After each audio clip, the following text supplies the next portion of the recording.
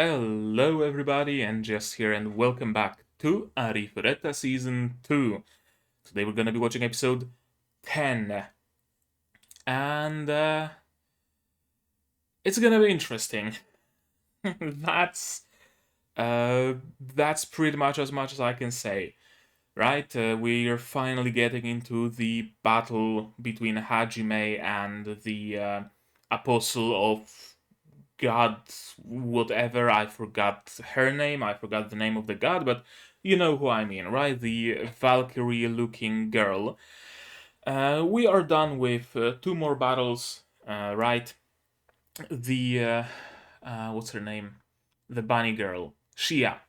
Shia got her fight, Yue got her fight, and now it is time for Hajime's. And that's pretty much it, because that's all that happened in the previous episode, right? We got US battle, we got Shia's battle, and that was it. Sure, there were some other minor things that happened, right? Like running through the hallways looking for someone for the Kendo girl, I believe. That's who they were looking for. And the princess and Kaori, of course, were separated, and they are looking for Hajime's classmates. I'm assuming they're looking for all of them. What's gonna happen next? Well, most probably Hajime is gonna wipe the floor with that apostle, and then I don't know. Everybody will live happily ever after, I guess. Well, sure. There's also the demon general, who yet again managed to flee. So, hey, I guess he's gonna be a recurring character, a Hajime's nemesis, essentially. Actually, that kind of checks out, because that demon general also has some of the magic that came from the dungeons. So they make a nice counterpart, I guess. Of course, we know that Hajime is much stronger, and Hajime will always be on top, because that's just the kind of anime it is. But it still gives a nice little bit of additional depth to have some character that doesn't get immediately shreked whenever he meets Hajime and his team. Kind of like the one dude whose name I forgot in Tanya the Evil in Yojo Senki. Now, that dude wasn't there in the manga, which was interesting because he killed some of Tanya's crewmates, but he wasn't there in the manga, so in the end they came out unscathed, because they couldn't have been killed because they weren't killed in the source material. That was kind of weird, not gonna lie, but hey. What else? What else? What else? Yeah, I don't think there's anything more that needs to be said. We just need to watch Hajime fight with the Apostle. We just gotta watch him curb stomp her and have fun doing that, right? So let's do just that, shall we? Is it episode 10? Let me double check. It is episode 10. So, sound, stabs, and let's start. Episode 10 of Arifureta Season 2. Version by subs, please. It's gonna be starting in 3, 2, 1, go.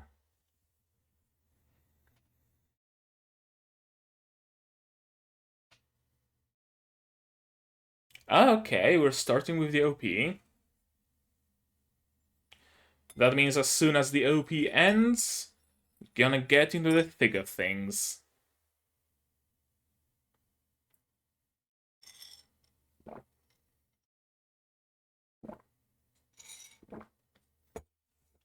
Forest berries. Blackberry, blackcurrant, I think. What else? Raspberry, and the black raspberry. I forgot its English name. And probably some others as well. And probably apple. Apple is, for some reason, in every single kind of fruit tea I found. There's always dried apple there. Now, I'm not complaining, I like dried apple, but can't really claim that your tea is like orange tea when it is orange and apple in it.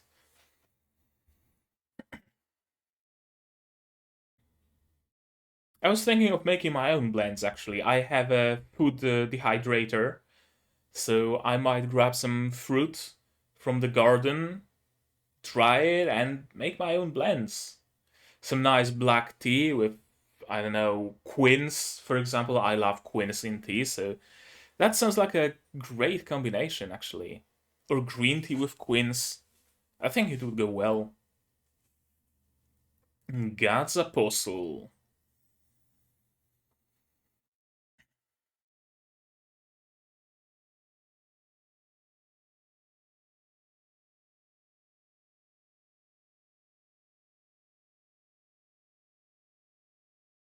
Right, she needs to escape. How?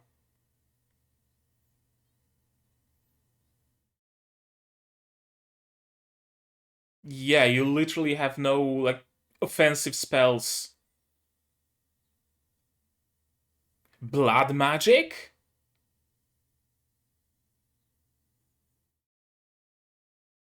Excuse me? Does Sensei have blood magic?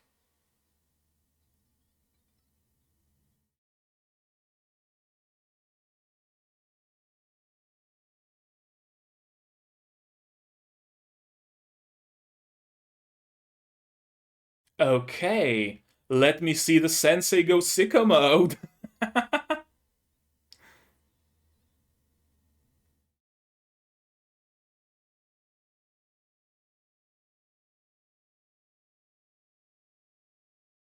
Attack that comes out of a magic circle, thank you. It didn't appear in, mid-air. It had some origin.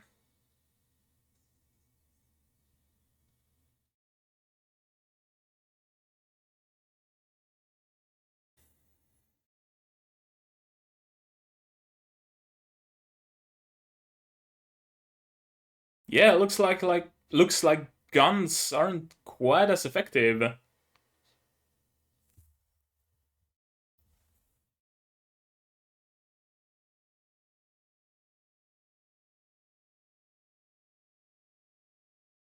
And there go the crosses.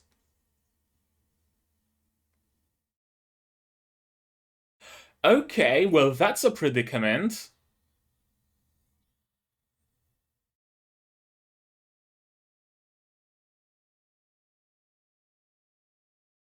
Why was the barrel of your gun made out of explosives?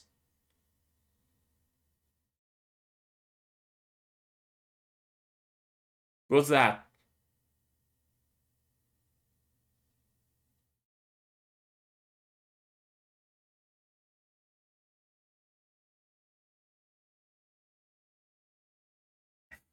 Yeah, time to go back to the to the beginnings, to his original guns. Probably because she uses the goddess's power or the god's power, so it's more or less unlimited.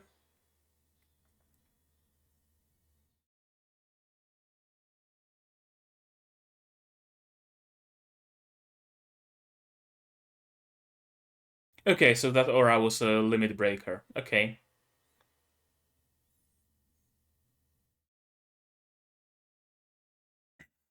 You could try to waifu her. That's always an option.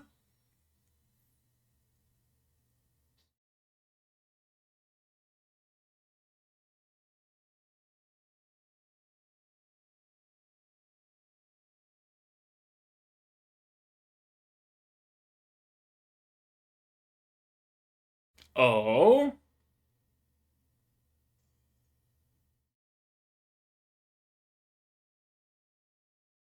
She can use instant transmission. I don't think it will be effective.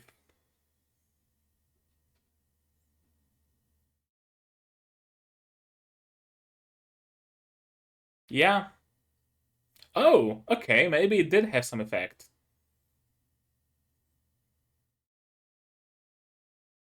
Couple of scratches, couple of bruises, not much.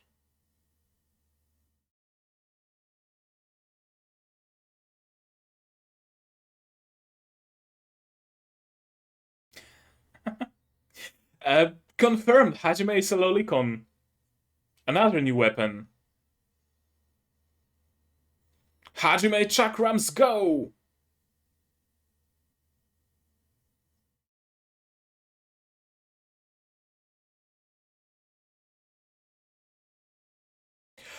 Oh, spatial magic. Oh, that's cool.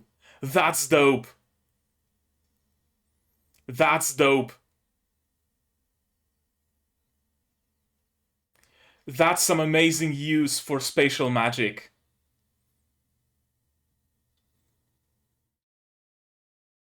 A little bit of shibari, never hurt any. Oh, the pile driver, or pile bunker, or whatever he called it.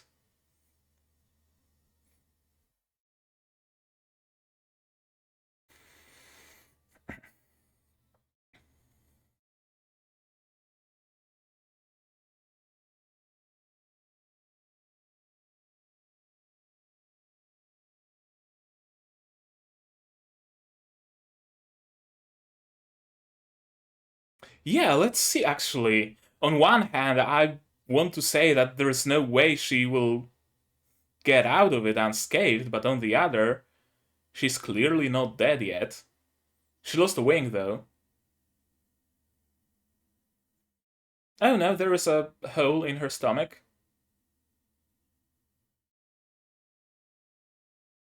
Weird angle, but sure.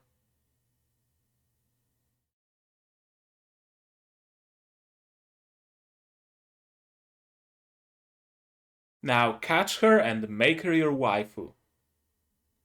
A, I mean, hey, a one-winged angel? That would be a great addition to Hajime's team. Yeah, sure, but you kinda had to go all out to take her out, so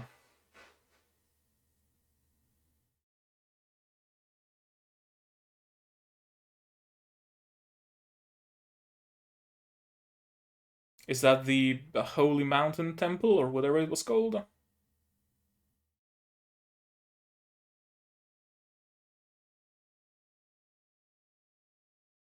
Was it her blood magic? Is she actually like super powerful? She misunderstood the name of her class. It wasn't a farmer, it was a reaper.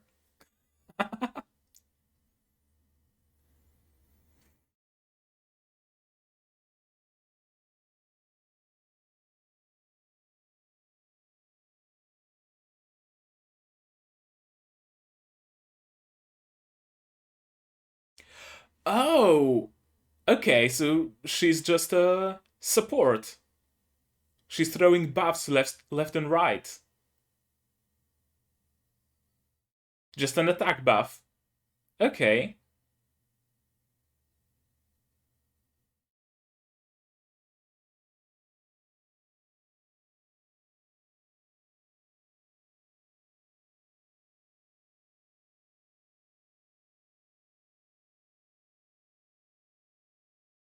Fermentation acceleration.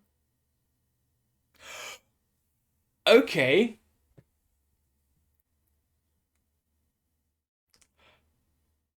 Okay, that's actually genius.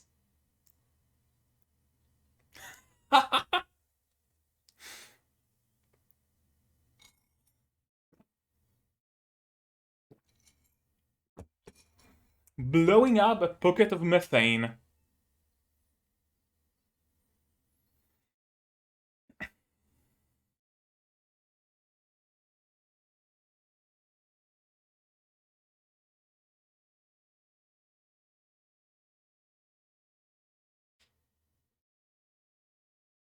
Congratulations, your very first kill. First blood.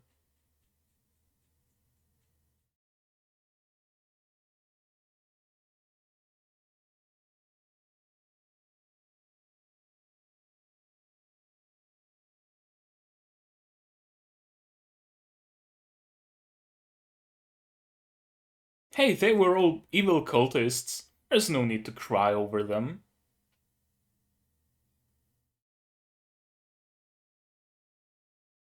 But of course, Sensei is a good kid, so it weighs on her conscience.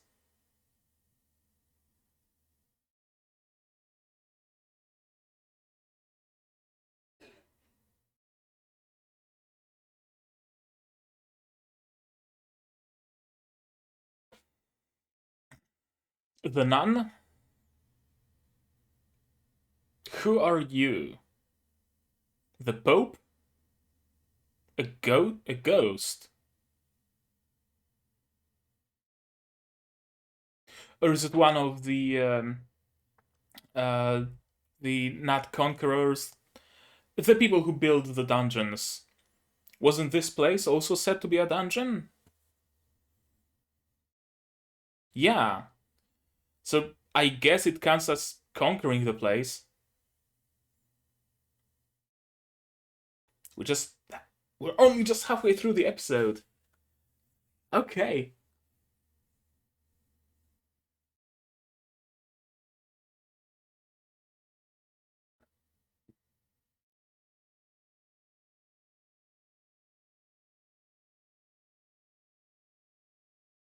So we're just conquering an extra dungeon essentially. They don't need to because they have everything they need to open the final dungeon, but why not go on a side quest? They're here anyway.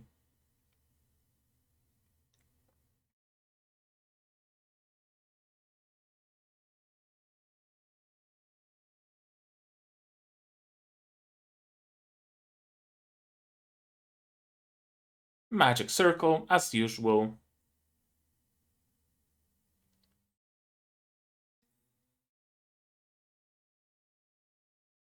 This means Sensei is gonna get a new magic. Liberators. That was the word, yeah. Okay. Sensei's getting a power boost. I'm down.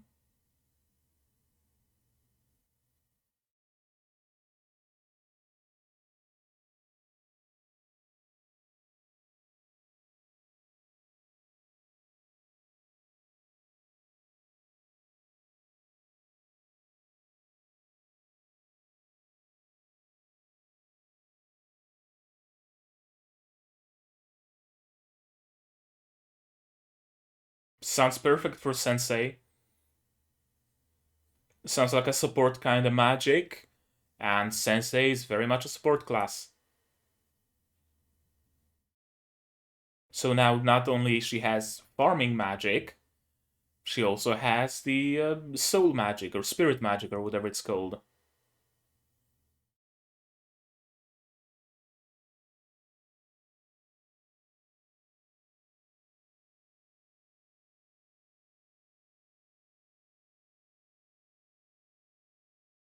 That's convenient.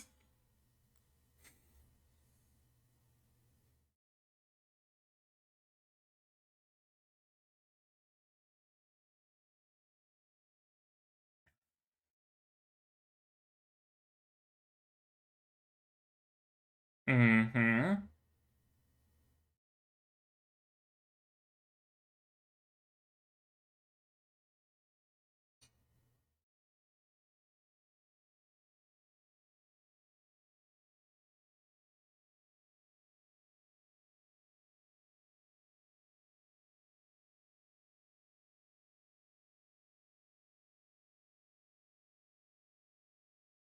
Unless Yue and Shia just, handled the situation. It wouldn't surprise me. They're just one-man armies. Kendo girl, Kendo girl.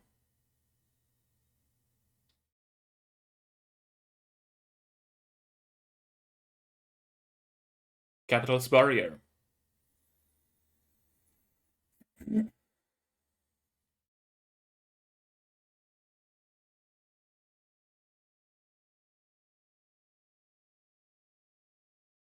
Shizuku.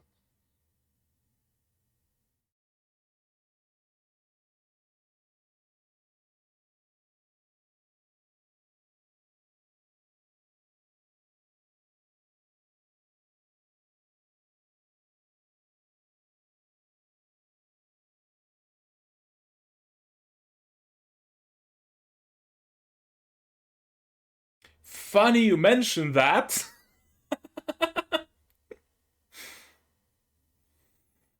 Funny you mentioned that. There seems to be plenty of suspicious people in the capital.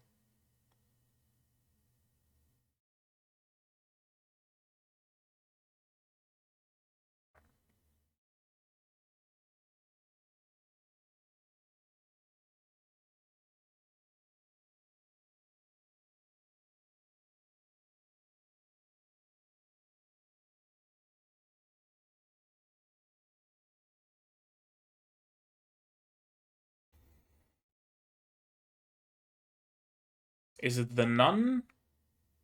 No, a maid. Okay, she's voided.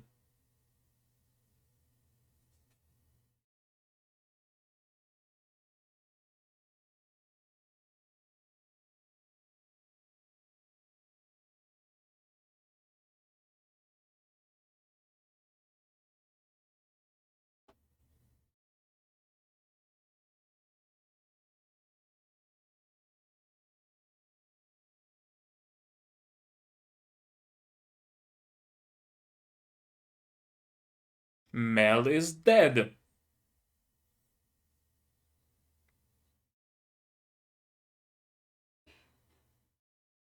That's a lot. I didn't think there's gonna be this many.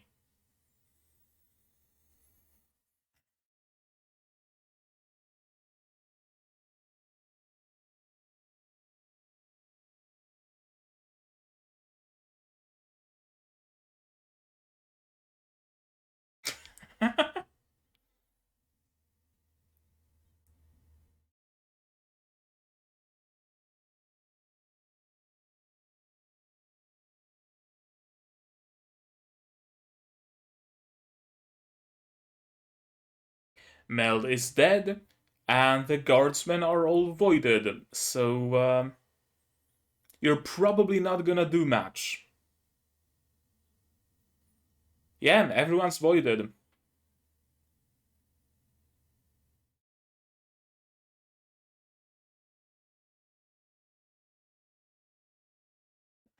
So we can kill you easier.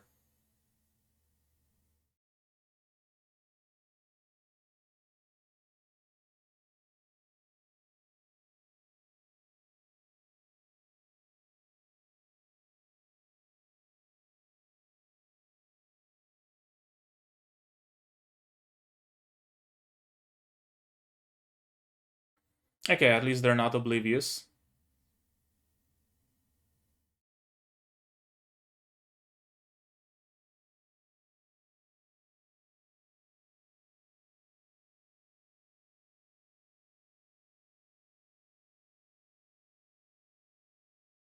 And slay the hero.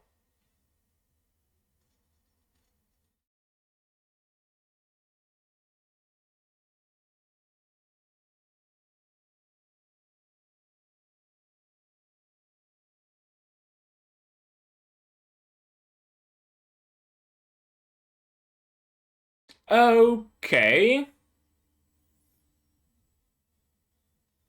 I thought it might be a brainwashing beam, but it's clearly a killing beam? Or just a blinding beam? So the soldiers can kill all of the classmates.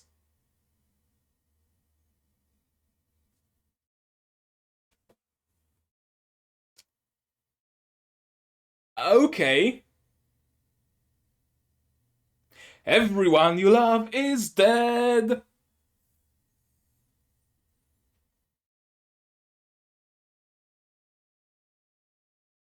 Daisuke betrayed you. And whomst? Who are you? One of the classmates, or she's gonna stab ya? She's gonna stab ya.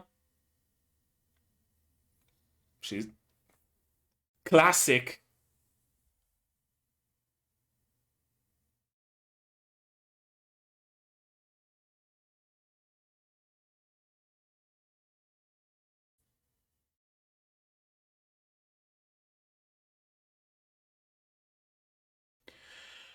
Oh, it's the glasses. It's the Megane? How come? Yeah, please explain. How did she become evil?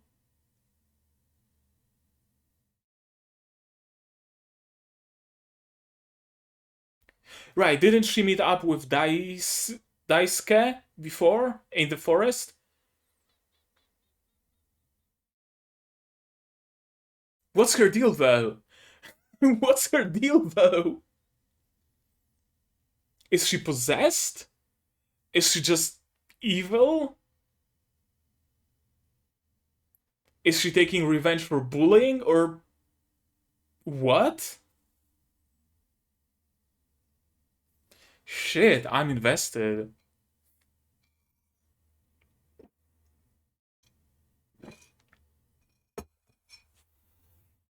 Why is there a fly on my screen?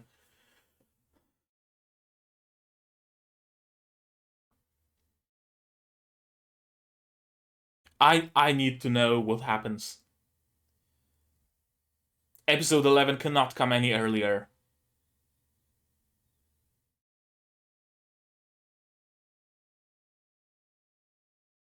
Like, I knew that Daisuke was a piece of shit that was easily swayed with promise of getting the girl that he wants. But why Eri?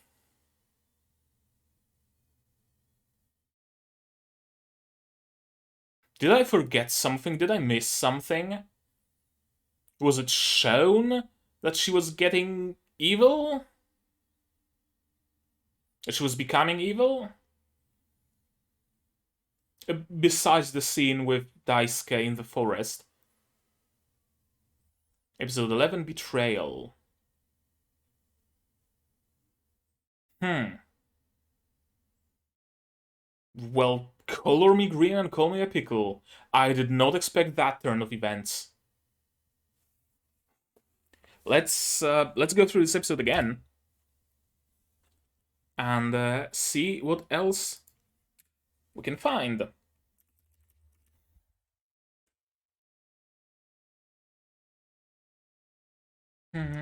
Sensei has a resolve to fight. That's always nice to see. And she has resolve. Even though she's just a farmer, she's the not even like a support, like a battle support. She's just a farmer. She can make she can make compost decompose faster, and carrots grow bigger. That kind of stuff. Despite that, she does have resolve. Just having ideals is not enough. In order to have everyone survive, I, of all people, can't run away. That's that's a major character development for her. So far, she's been mostly on the sidelines, right? Trying to make things good and well and everybody to be happy and whatnot, but she wasn't willing to put much effort into it. She was the first one to talk, sure, absolutely, and she tried to talk her way out of most situations, but she didn't really put any major action into what she was doing. Now she's changing that. It's interesting that she created this magic circle with blood. Is it actually blood magic that she's using here? Or does she simply, not have a piece of paper and a pen, so she used her blood and her hand to draw this magic circle? Interesting. Of course, fight with the apostle. And that's an interesting tidbit that she has a core. She's not a human, she's not an elf, she's not a beastman, she's not, an actual living being, or you know what I mean. She's a monster, because monsters have cores, and humans and other races of the world don't. So she's a monster. She's been probably artificially created by the god. Which would explain her lack of emotions, her demeanor, her strength, and all that.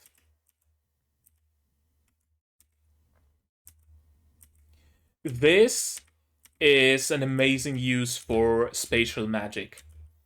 I love it. We've seen some great use of spatial magic by Yue, and now it turns out that Hajime, sometime in between,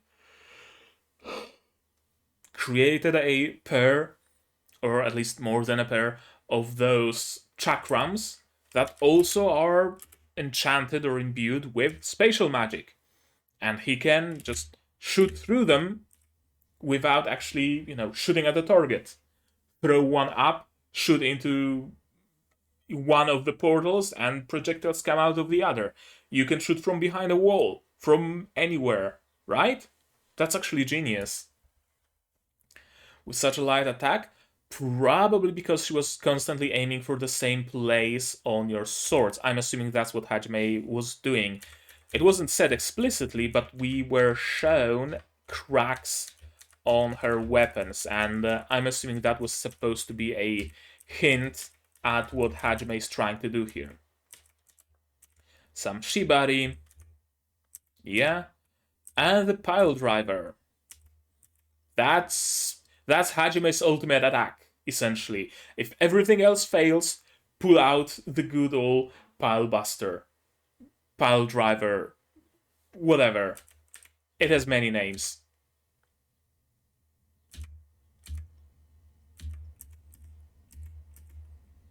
And this is interesting, that the angle is perfectly straight. Also, a very nice impact frame. Yeah, the angle is straight, maybe kind of angled upwards, downwards when looking at her. But then we see the hole in her stomach, and it's angled upwards, which would have to be the case to detach one of her wings. That's kind of weird. It's nothing major, don't get me wrong. But, just a little bit of an inconsistency. Also, I'm assuming she's not dead. She's gonna come back, and she will only have a single wing. And that's how Hajime is gonna recognize her. If she was to just die here, to just be defeated, she wouldn't have lost the wing. Because why be this extra? The fact that she lost the wing means she survived.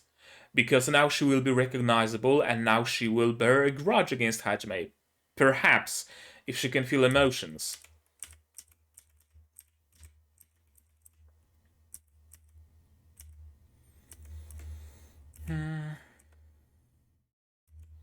You boosted the power of my breath. Yeah, initially I thought that Sensei had support powers, right? She cast a damage buff or a range buff or some sort of a buff on Tio, but no, she created a pocket of methane. Yeah, fermentation acceleration. And she just blew up a bubble of methane. And that was Sensei's first kill. Multi-kill, you could even say, because there was a whole church full of those, nuns and other cultists, and she just took them all out. Well, it was more of an assist because Tio did the attack, but still, very good score. 0 death and how many assists? Damn. But of course, she's not comfortable with that fact. First kill is always like that. Not that I would know. I never killed anybody yet, but but I'm assuming, judging by by the usual tropes, the first time any character kills someone, they live through it, they vomit, they puke, they cry and whatnot. Then they get accustomed to it. Sorry, it's super early. I didn't release this episode yesterday because my perception of time got completely out of whack. So now I'm recording it early and I'm still a little bit sleepy. The coffee hasn't kicked in quite yet. And of course, yeah, it was said that this is another dungeon and it's been conquered. Spirit magic to manipulate a person's soul. Could it be used to unvoid the people? I'm thinking this is the purpose of this magic. This is why we're getting it. Hajime is gonna swoop in, he's gonna save all his classmates, and then Sensei is just gonna keep devoiding them. I'm assuming that's gonna be what we're gonna see. What's gonna happen. Must first defeat 2 other labyrinths, have no faith in God, must defeat some effect powered by the force of God. Convenient that Hajime just did all of it, but sure, whatever. Yeah, the capital is under attack.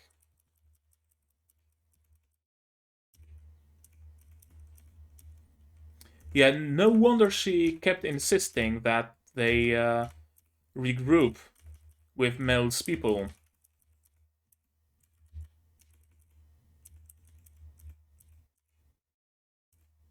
Blinding and stabbing. Hasn't something like that happened in one of the dungeons in a flashback to those boats, right, where the delegates and all the higher ups and kings and whatnot of all the other races were stabbed? Were they also blinded? I can't remember. I don't think they were. But that's an interesting parallel. That the god of this world is using the exact same tools, the exact same things to defeat his opponents. Yeah, why? Because she's mind controlled. Okay, this really, really, really makes me want to see what happens next. Because, first of all, they can't possibly all die. They can just wipe out the entirety of secondary cast, essentially. If a couple of them die, sure, but not all of them, including Shizuku, including the hero dude, the hero kun, right? They can't all die, so I'm left wondering, how are they gonna be saved? Is Hajime just gonna swoop in and give everybody a sip of water? Is Kaori gonna help them? Maybe Kaori is powerful enough to cast mass healing on the entire area. Another question. What's the deal with her, with Megane-chan? We saw her meet up with Daisuke before in the forest, but I was unsure if she's a classmate or someone from this world, right? Some follower of the god or someone who's plotting against the heroes. And that was the idea I had. But now, that's why I didn't initially recognize her among the Hajime's classmates when she said that we need to regroup, right? Because I didn't think she actually was one of the classmates, but she is. Which makes me wonder, what's her deal? Is she actually, whatchamacallit, possessed? If so, then the soul magic, the spirit magic we just got access to, might come in handy in exercising her. Or is she just evil? That's also a possibility. Sure, why not? Is she taking revenge on her classmates for some reason? Does she desire power and one of the god's apostles told her that she can get all the power she needs? Does she desire something else and someone told her that you can get it?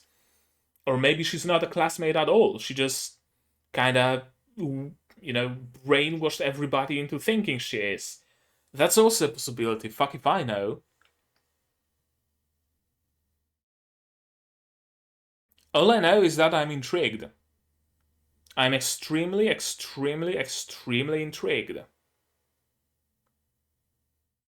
Actually, good thing that I'm recording it on Monday, because I'm not gonna have to wait an entire week to watch the next episode. Only a couple of days.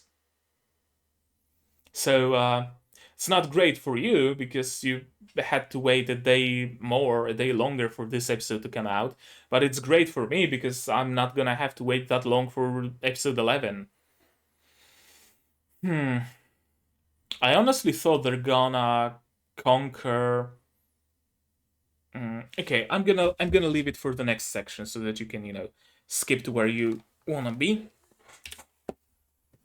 Yeah, there we go. I'm honestly left wondering, what are they gonna do in the future episodes, in episodes 11 and 12? I had the impression that we're gonna get through the siege of the capital city, right? In episodes 10, episode 11, episode 10, Hajime is gonna fight the apostle, and we're gonna help during the siege. Episode 11, they're gonna travel to the final dungeon. Episode 12, they're gonna, I don't know, conquer the dungeon, and they're gonna get the magic, and they're gonna go back to Japan or something like that. Right? I honestly was thinking it's going this way, but it seems like we probably are not gonna conquer the dungeon in this season. Episode 11 is clearly gonna be about the siege of the capital, right? Because we're gonna have to handle both the armies of demons that are rushing the capital, and we're gonna have to handle the internal strife. We're gonna handle her. We're gonna have to handle all of the injured people. So that's gonna be fun. We're gonna have to handle all the people who were voided. That's yet another thing. Maybe in episode 12 we're gonna set towards the final labyrinth. And maybe in episode 12 they're gonna conquer the final labyrinth, and that's where the season is gonna cut. They got the magic to be transported to another world, roll the credits. Or they go to Japan, they, wake up in the middle of Shibuya, and then roll the credits. That would be the worst fucking cliffhanger ever, because there's no guarantee for a third season.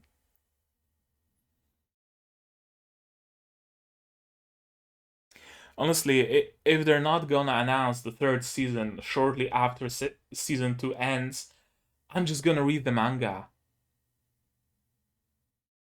I'm just gonna read the manga. I had no idea that this show can get so good.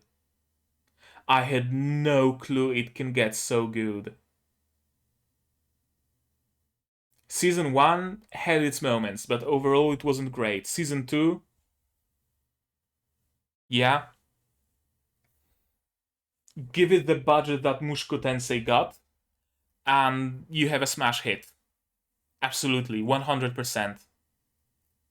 The only thing that's keeping Arifureta back in season 1 and a little bit in season 2, is the lack of budget and the lack of support. Right? If they had the budget of Mushoku Tensei, episode 1 would be a bang. Season 1 would be a banger. Season 2 would be a banger.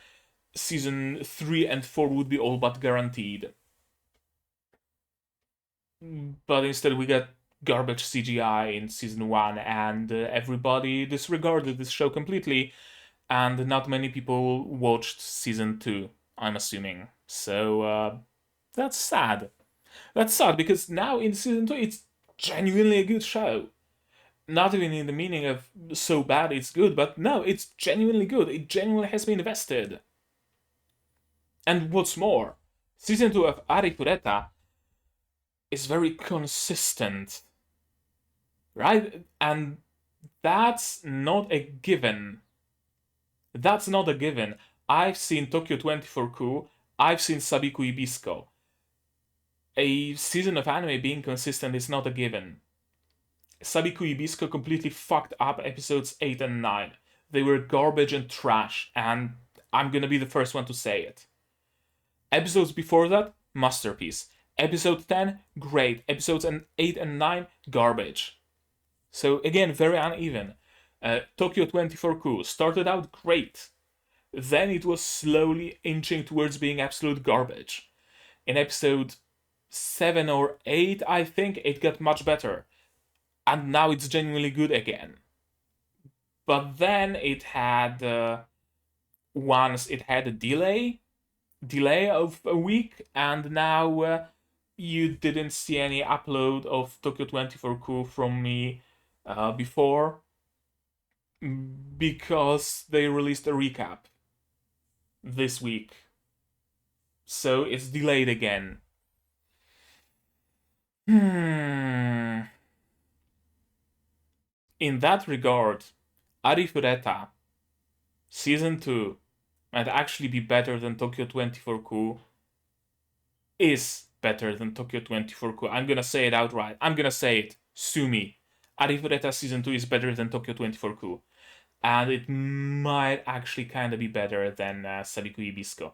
Depends on how they end. Depends on episode 11 and 12 of Sabiku Ibisco. Depends on episodes 11 and 12 of Arifureta. But I can't see Arifureta falling off. It keeps constant quality. And those are words I never thought I would utter. But here I am. Arifureta Season 2 keeps up the quality. That's the world we live in. Yeah, I think I'm just gonna end my ramblings. Oh, no, not yet. One thing I forgot to mention. Somewhere near the beginning. Where was it?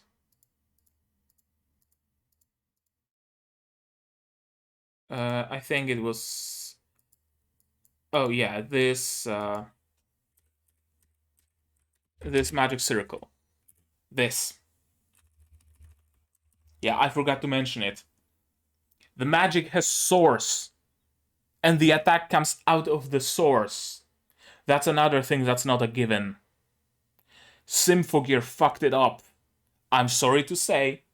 I love Symphogear dearly, it's an amazing show, but it fucked up magic appearing without an origin. And I think one more show, but I can't remember which one, but something I've also seen in recent memory,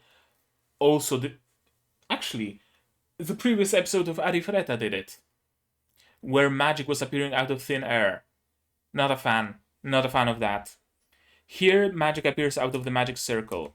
Later, when she casts those, those feathers, they appear out of her wings. Another thumbs up for Arifureta. Now that's it. So, you guys, you tell me in the comments, what did you think of this episode? What did you think of my reaction? What did you think of my theories? Do you have something to add? Is there something that they skipped from the original source? And you've read the source material and you want to add it because it's important. Or maybe it's not important, but just interesting. As long as it's not spoilers, feel free to tell me about it. Here or on the Discord. You can join my Discord, it's open to everybody. Link is in the description. And let's talk about Arifureta, about all the things I missed by being anime only.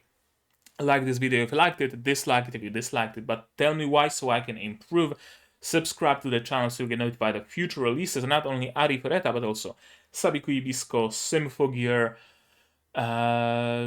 Dolls Frontline, aka Girls Frontline, and Tokyo 24-ku. Those are the shows I'm watching right now, and they are slowly inching towards the end. Actually, my Patreon supporters can already watch the finale of Symphogear. How cool is that? Episode 13 already on Patreon, episode 12 also. So, if you want to support me more than with just a like and a comment, you can do it monetarily on my Patreon. Link is in the description. For just $1 a month, you get access to a special role on my Discord server. It gives you an orange color of your name, and it gives you access to a Patreon-only channel. And for $10, you get early access to non-seasonal shows. This time it's Symphogear. Next season is gonna be the next season of Symphogear. Let's be honest. What else can I watch when it comes to non-seasonals? I'm gonna keep watching Symphogear until it's done. Share this video if you liked it, if you know someone who would like it, if you know someone who would hate it and you want to torture them a little bit, share this video. The more you guys share my stuff, the more YouTube itself shares it. But not only that, every comment, every like, every dislike actually matters because YouTube thinks it's engagement. My content is engaging if everybody dislikes it, or if everybody likes it, or if everybody leaves comments. So, and it bumps me up.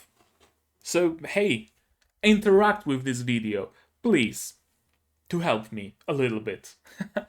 Okay, I'm gonna be done with my rambling now. I'm gonna grab something to eat, and that's gonna be it from me for today. So as always, do all the good stuff, and I'm gonna see you guys in the next one. Cheers! And this is yet another benefit all of the patrons get. You get a place in the credits.